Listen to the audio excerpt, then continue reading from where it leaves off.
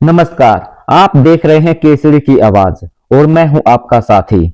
आज हम बात करें सोनीपत नगर निगम के निवर्तमान मेयर राजू जैन की, जिन्होंने अपने करीब 9 माह के छोटे लेकिन प्रभावशाली कार्यकाल में शहर की तस्वीर बदलने की दिशा में ठोस कदम उठाए।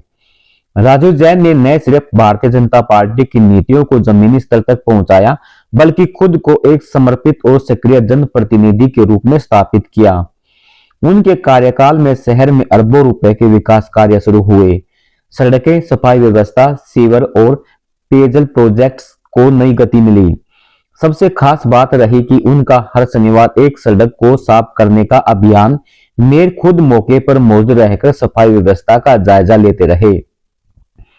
नगर निगम के प्रोजेक्ट डिस्पोजल और बूस्टिंग स्टेशनों का लगातार निरीक्षण कर अधिकारियों को मौके पर ही निर्देश देना उनकी कार्यशैली का हिस्सा रहा।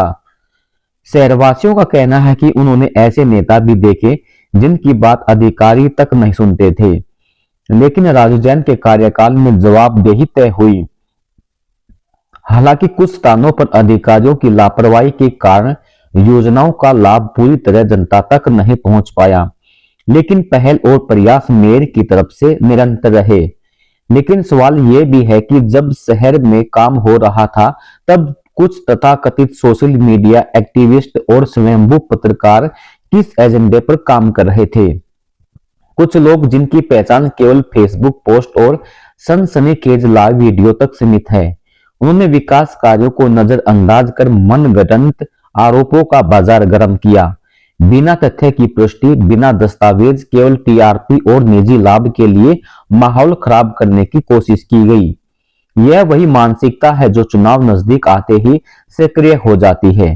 पहले माहौल बनाओ, फिर सौदेबाजी करो, और अगर बात न बने तो सोशल मीडिया पर नकारात्मक अभियान चलाओ। जनता अब समझदार है, उन्हें फर्क पता है। एक तरफ जमीनी विकास निरीक्षण, सफाई अभियान और प्रोजेक्ट मॉनिटरिंग, दूसरी तरफ कीबोर्ड से चलने वाली राजनीति। सोनीपत की जनता अब सवाल पूछ रही है कि जो केवल कैमरे के सामने चिल्लाते हैं, उन्होंने शहर के लिए क्या किया? क्या उन्होंने कभी एक सड़क की सफाई करवाई? क्या किसी प्रोजेक्ट की मॉनिटरिंग की? या फिर उनका उद्देश्य सिर्फ चुनावी मौसम में एंट्री लेकर अपना स्वार्थ साधना है? निवर्तमान मेयर राजू जैन की कार्यशैली की सबसे बड़ी खासियत रही सर्वदलीय समन्वय। मेयर पद पर रहते हुए राजू जैन ने सभी पार्षदों के साथ लेकर काम किया, चाहे वह भारतीय कांग्रेस के पार्षद हों या भाजपा के। शहर के विकास को प्राथमिकता दी गई। फाइनेंस कमेटी की बैठकों में सर्वसम्मति से प्रस्ताव आगे बढ़ाए गए। हाउस बैठकों में राजनीतिक मतभेदों से ऊपर उठकर विकास एजेंडा रखा गया। वार्ड स्तर पर समान रूप से विकास कार्यों को स्वीकृति मिली। कई कांग्रेस पार्षदों ने भी सार्वजनिक रूप से कार्यशैली की सराहना की।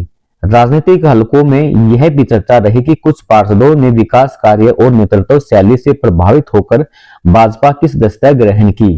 यह कार्यकाल केवल एक दल का नहीं, बल्कि सर्वदलीय विकास मॉडल के रूप में देखा गया, जहां प्राथमिकता शहर था, राजनीति नहीं। आज शहर के कई नागरिक खुलकर कह रहे हैं कि यदि भाजपा नेतृत्व फिर से अवसर देता है, तो राजू जैन जैसे सक्रिय और जमीनी नेता को एक और मौका मिलना चाहिए, ताकि अधूरे विकास कार्य पूर्ण हो सके और सोनीपत नई ऊंचाइयों को छू सके। क्या राजू जैन को मिलेगा एक और मौका? क्या जनता की उम्मीदों पर भाजपा खरा उतरेगी? ऐसे ही विश्लेषण और जमीनी रिपोर्ट के लिए जुड़े रहिए केसरी की आवाज के साथ। धन्यवाद।